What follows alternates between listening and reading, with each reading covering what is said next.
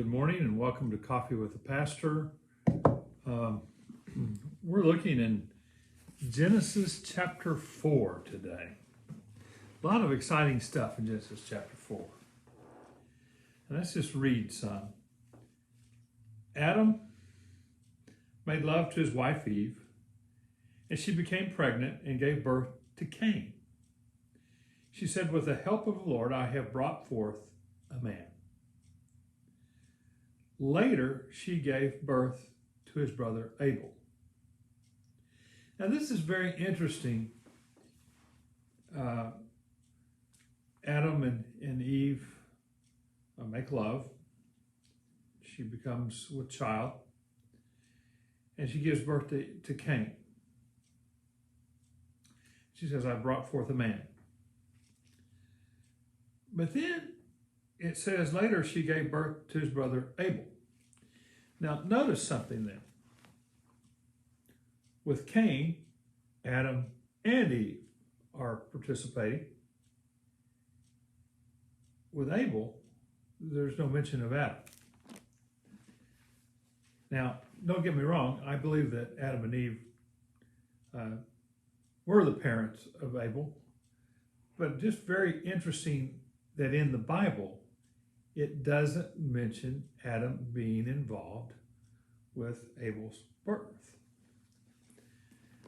Something that I have been picking up, and as strange as it sounds, I've been studying with Jewish scholars here lately, and they're more attuned to the messianic passages in like the Genesis passages and all through the Old Testament than the Christian scholars I studied with when I was in earlier life.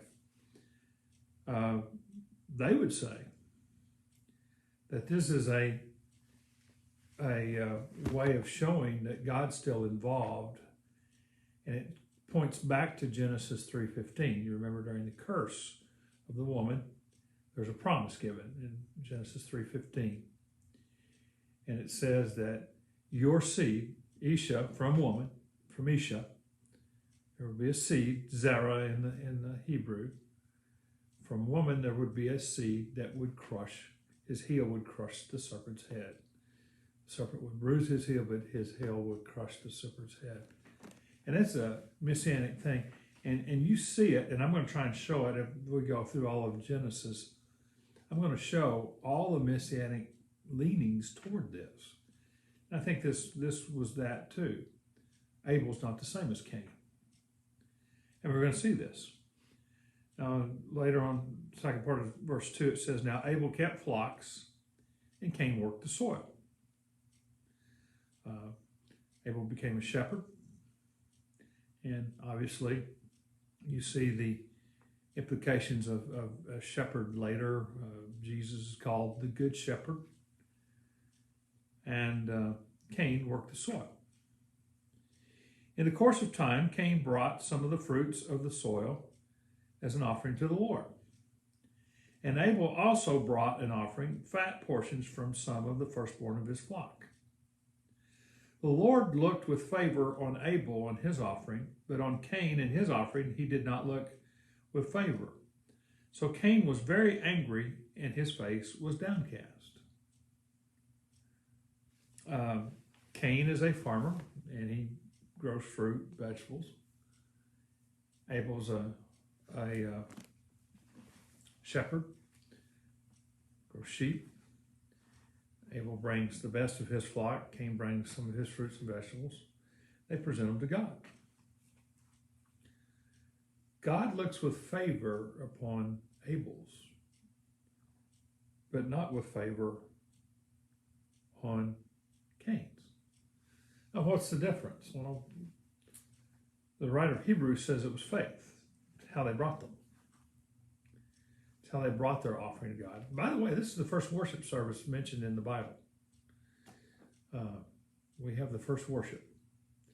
And they bring the best that they have to offer. And Cain's was not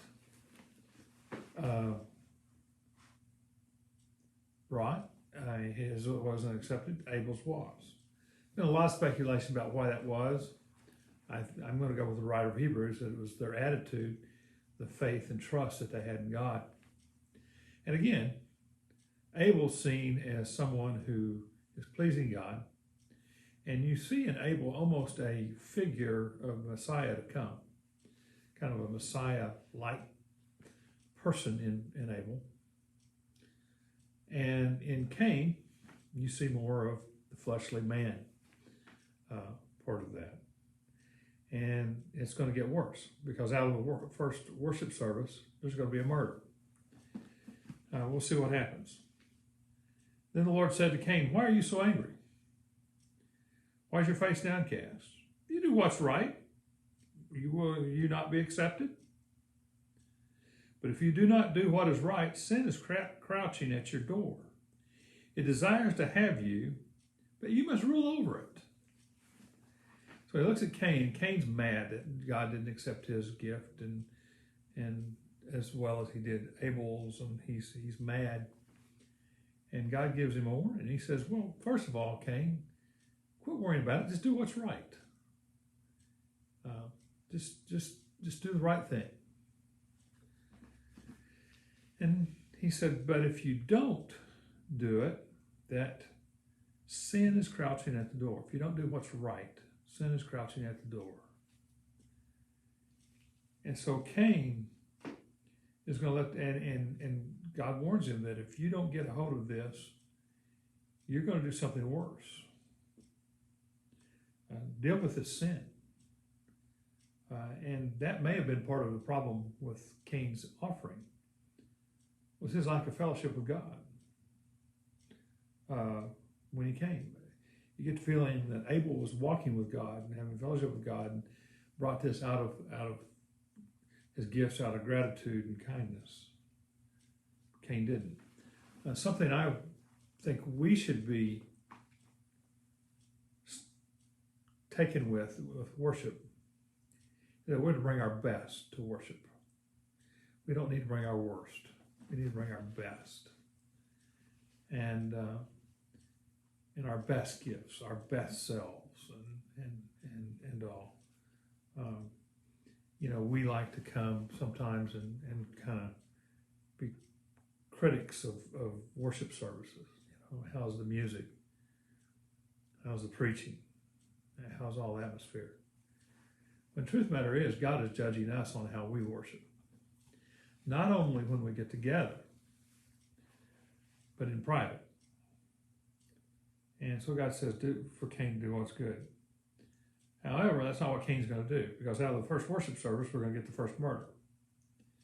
Verse 8, it says, "Now Cain said to his brother Abel, 'Let's go out to the field.' While they were in the field, Cain attacked his brother Abel and killed him.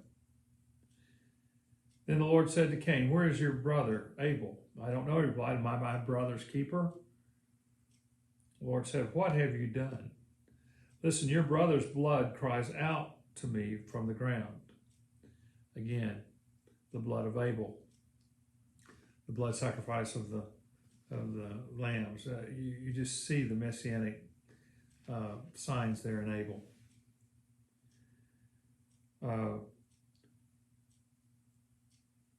"Now you are under a curse and driven from the ground, which opened its mouth to receive your brother's blood from your hand. When you work the ground, it will no longer yield crops for you. You'll be a restless wanderer on the earth." And you know that Cain's punishment was great. And he says, "My punishment is more than I can stand. You drive me from the land. I will be hidden from your presence. I will be a restless wanderer on the earth, and whoever finds me will kill me." The Lord said, "Not so. Anyone who kills Cain will suffer vengeance 7 times over." So the Lord marked Cain so people would know not to kill him. So he ends up in the land of Nod, east of Eden. And there's a lot been made of east of Eden. That seems to be a way of getting out of fellowship with God, is the reference of east of Eden. But we see the effects today of sin. We see Cain, who is more of what the rebellion and Adam.